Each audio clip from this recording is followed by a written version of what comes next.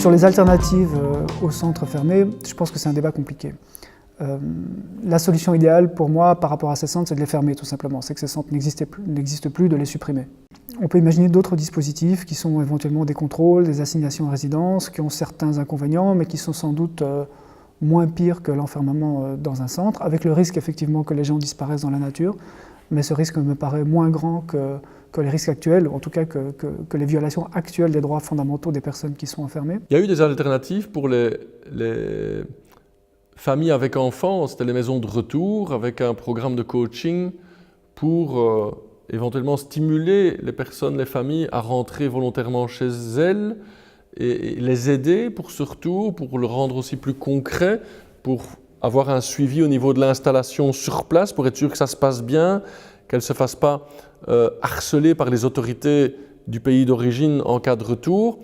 Et donc, ce qui marche avec les familles avec enfants, pourquoi on ne le généralise pas pour les adultes qui sont dans les centres fermés et pourquoi est-ce qu'on ne veut pas... Ça coûte extrêmement cher un centre fermé, ça coûte 215 € par personne par jour. Il y a parfois des personnes qui restent plusieurs mois dans ces centres fermés. Est-ce qu'avec tout cet argent, on ne peut pas avoir un système, mettre en place et financer un système qui serait à tout le moins aussi efficace, mais beaucoup moins attentatoire aux droits et libertés de la personne? Dans un deuxième temps, moi je pense effectivement que c'est la politique d'asile et de migration qu'il faut changer et qu'il faut aller vers une politique beaucoup plus ouverte, qui est à terme une politique de liberté de circulation et d'installation pour tout le monde.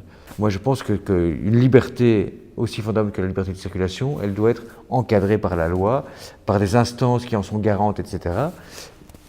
Et donc on pourrait y arriver petit à petit, d'abord en supprimant les visas court séjour, puis en supprimant les demandes de visa en général, puis en permettant peut-être aux personnes de venir en Belgique et d'avoir automatiquement un droit de séjour de 1 an ou 2 ans, peut-être 2 ans, et le temps de voir si leur projet de migration se concrétise ou pas, si elles trouvent un boulot, une intégration, etc.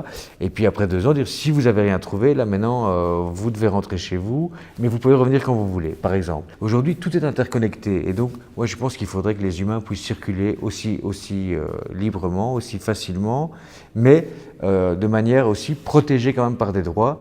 Et ça nécessiterait évidemment de repenser beaucoup de choses, de repenser la citoyenneté, de repenser la solidarité. Donc c'est clair que la solution, c'est lutter contre les inégalités, c'est arriver à un monde plus juste, plus solidaire, plus équitable, qui répartit ses richesses différemment. Mais là, effectivement, ces politiques, si elles voulaient être mises en œuvre, se heurteraient de plein front au marché libre, au néolibéralisme, à la mondialisation économique, etc. Donc, mais enfin, je pense que c'est quand même vers ça qu'il faut aller.